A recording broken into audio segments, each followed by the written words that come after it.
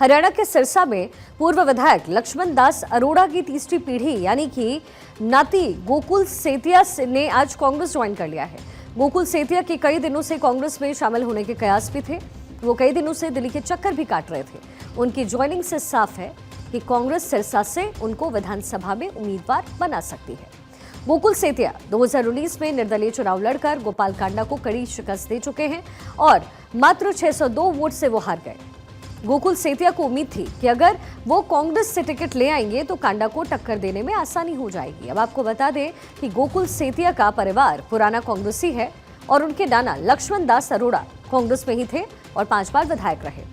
गोकुल सेतिया की मां सुनीता सेतिया 2014 में बीजेपी के टिकट पर सिरसा से चुनाव लड़ चुकी हैं, मगर हार गईं। इसके बाद बीजेपी से उनके और परिवार के रिश्ते बिगड़ गए और सेतिया परिवार ने बीजेपी को छोड़ दिया। गोकुल सेतिया कौन है, जरा वो भी आपको समझा देते हैं। सिरसा के पूर्व मंत्री लक्ष्मण दास अरोड़ा के नाती हैं सेतिया। 2019 चुनाव में गोकुल और गोपाल कांडा में टक्कर हुई थी।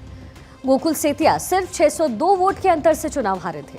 सिरसा विधानसभा क्षेत्र में 31 वार्ड और 31 गांव आते हैं। वहां चुनाव वैश्य और पंजाबी समुदाय के बीच में ही हुए हैं। दोनों समुदाय की हार जीत में निर्णायक भूमिका रहती है। गोकुल सेतिया को एनआईए ने 1.5 साल पहले सुरक्षा उनकी बढ़ाई थी। 3 से 4 जवान गोकुल की सुरक्षा में तैनात किए गए थे। बुलेट प्रूफ गाड़ी रखने और उसमें घूमने की इजाजत उन्हें है। गोकुल सेतिया का इस बार भी गोपाल कांडा से मुकाबला तय माना जा रहा है। वहीं लोकसभा चुनाव में सिरसा विधानसभा क्षेत्र से 13,350 वोटों से लीड हासिल करने वाली कांग्रेस नेता भी उत्साहित है। गोपाल कांडा इस बार भाजपा के समर्थन से मैदान में आ सकते हैं। ऐसे में दोनों उम्मीदवारों के भिड़ने से सिरसा में ये जो मुकाबला है वो रोचक रहने वाला है। गोकुल सेतिया ने प्रदेश नेतृत्व को छोड़ करके वाया पंजाब से नई दिल्ली का रास्ता चुनते हुए टिकट की मांग की है। सूत्र बता रहे हैं कि गोकुल सेतिया पंजाब के युवा कांग्रेस नेता एवं सांसद राजा वड़िंग के जरिए कांग्रेस के शीर्ष नेतृत्व के संपर्क में थे।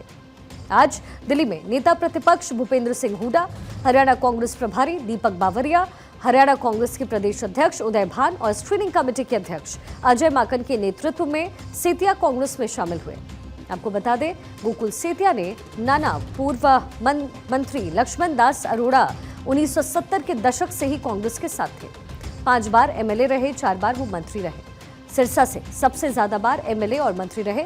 पहली बार 1968 में, दूसरी बार 1982 में विधायक बने, तीसरी बार 1991 में, चौथी बार 2000 में विधायक बने, 5वीं बार 2005 में लक्ष्मण दास विधायक बने और इस दौरान 4 बार लक्ष्मण दास मंत्री भी रहे। साल 2009 में विधानसभा चुनाव में अरोड़ा बीमार पड़े।